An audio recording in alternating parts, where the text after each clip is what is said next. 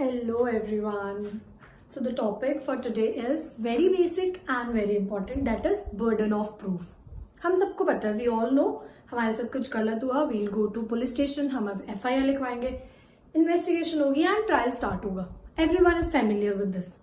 But अब court पे जाकर प्रूफ कौन सबसे पहले करेगा? क्या हर बार एक ही इंसान पहले प्रूव करेगा? Who will start proving the things, or will only one person is liable to prove every time?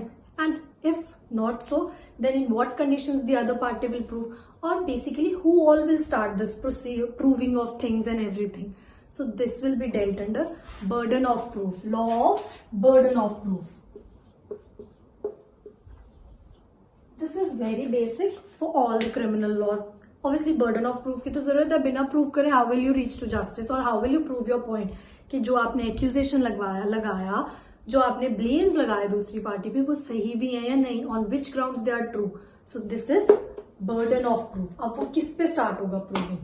Will take two dissections, one before 1935 and the another one after 1935.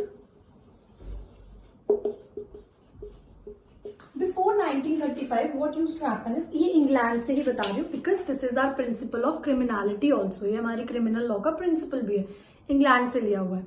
So before 1935 what used to happen is कि एक party prosecution होता है जो victim की side से हो, fine, and defence होता है जो अक्यूज्ड की साइड से. अक्यूज्ड मीन्स जिसको आपने ब्लेम किया है. सो 1935 में क्या होता था? प्रोसिक्यूशन का काम होता था मियरली ब्लेम करना, accusation लगाना. This was the only job of prosecution, that he'll come, he'll put an accusation against the accused and that's it. Now accused will prove, no sir, I have not done this, and no court, I have not done this. This was the job of accused. Sound so unfair ना कि ऐसे क्यों भाई, आपका क्या काम है? बस ब्लेम लगाना. और अगर हम ये आज फॉलो करें तो आजकल तो ब्लेम लगाना is the easiest thing. It's very easy. हम चलते फिरते कह देते हैं ये तू कैसे है, ये जज करना, ब्लेम लगाना इज वेरी इजी नाउअडेज. और फिर सारा बर्डन किस पे आ गया प्रूविंग का? बेचारे अक्यूज्ड पे. एक तो आपने पहले उसको ब्लेम कर दिया, ऊपर से प्रूव भी वो करे. This was before 1935. But in 1935 one very landmark judgement came, that is Woolmington versus directorate of prosecution. It was Woolmington versus Directorate of Prosecution. This was 1935 England's report. Fine, this was the landmark judgment. This is the landmark judgment even today also. इसमें क्या बोला court ने? It said that burden of proof is always upon prosecution and it never shifts. Court ने कहा जो burden of proof है, एक basic rule बन गया, the one who comes to court will prove the court. Fine, जिसे justice चाहिए, जो कोर्ट आ रहा है वही प्रूव करेगा. The one who is moving towards the court will prove his point. This is basic. यही प्रिंसिपल अडॉप्ट हुआ है यहाँ पे. जो कोर्ट जा रहा है, जो जस्टिस सीक कर रहा है, प्रोसिक्यूशन सीक कर रहा है ना, वो कह रहा है मेरे साथ गलत हुआ है, अब वो ही प्रूव करेगा कोर्ट को कि कैसे गलत हुआ है. What will be the part of defence? Now defence क्या करेगा? डिफेंस बस इसको काउंटर करेगा, आंसर्स देगा कि नहीं सर ये झूठ बोल रहा है. बट प्रूफ कौन स्टार्ट करेगा? प्रोसिक्यूशन स्टार्ट करेगा. इसी के साथ एक और बात इन्होंने लेट डाउन कर दी. सेकेंड थिंग इज कि जो आज हम बहुत अच्छे से फॉलो कर रहे हैं, सबको पता है कि accused is innocent unless proven guilty. यही मानते हैं, ये सबको अच्छे से याद होगा. बट कहां से आया ये? यहां से. फाइन, अक्यूज्ड इनोसेंट रहेगा कब तक? जब तक हम उसको गिल्टी नहीं प्रूव कर देते. He has this benefit of doubt. Fine. So अब नेक्स्ट क्वेश्चन आता है कि क्या हमेशा ही प्रोसिक्यूशन ही प्रूव करेगा? अक्यूज्ड को कभी प्रूव नहीं करना पड़ेगा? Is always prosecution liable for burden of proof? Always. So the court and it's been laid down in different laws की 4 एक्सेप्शन है, 4 एक्सेप्शन. इन 4 केसेस में बर्डन ऑफ प्रूफ शिफ्ट हो जाएगा. Burden of proof shifts, which means अगर prosecution पे था पहले तो अब हो जाएगा डिफेंस पे. वो 4 सिनेरियो कौन से हैं? कब कब burden of proof of prosecution नहीं, the one who is moving the court will prove the court, shift हो जाएगा किस पे? डिफेंस पे. Let me tell you how. Number 1 exception is general exception. IPC में we have this chapter 4 of general exceptions, right?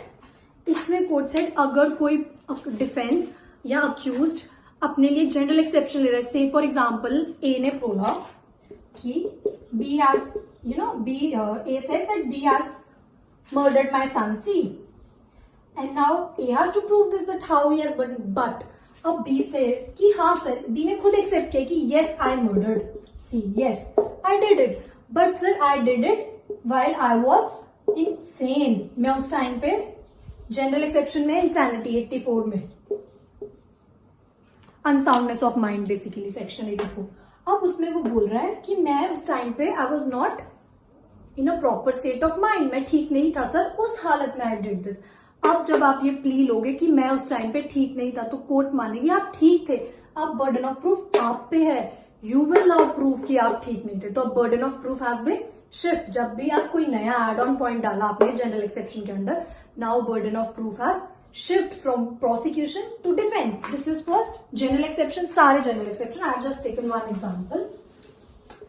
Secondly, it's 113A and 113B of evidence. What does it say? It say if a lady dies within 7 years of her marriage, we'll presume she dies because of her husband's cruelty. So now हमने presume कर लिया. अब burden of proof किस पे है कि she didn't die because of cruelty? Defense पे, accused पे, उसके husband पे, the one who has been blamed for her death. Fine. इस केस में भी कोर्ट ने burden of proof shift कर दिया. Coming to the third, it's 111. Just it's 111. Again of Evidence Act. Now what does it say? कि अगर कोई भी there is violence against a state, state के खिलाफ कोई violence है, कुछ है, उस केस में we'll presume you were part of that violence.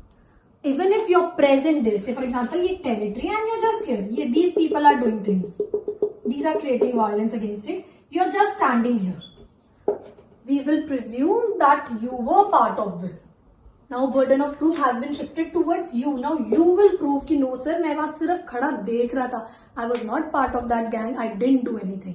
When it's matter of state security, 111A of Evidence Act. Then the last one is 114 again of evidence. What does it say? 114A, sorry. What does it say? It say if in the case of rape के case में अगर girl says कि मेरी consent नहीं थी, अब फिर burden of proof लड़के पे आ गया, जबकि बर्डन ऑफ प्रूफ तो लड़की करना चाहिए, प्रोसिक्यूशन है वो ये जा रही है जस्टिस लेने. बट हम रेप के केसेस में मान के चलेंगे अगर if she said she didn't give consent, so it was not her consent, it was because of B's forcefulness or whatsoever. So now burden of proof is upon defense. तो in 4 situations general rule क्या आया वुलमिंगटन में कि burden of proof is upon prosecution. This is general rule कि burden of proof is upon prosecution. This is general rule. But 4 exceptions were laid down जिसमें वो change हो जाएगा. Number 1, if you are taking any general exceptions of IPC, or if your case is under 111A of evidence, or your case is 113A and B of evidence, or your case is 114A of evidence.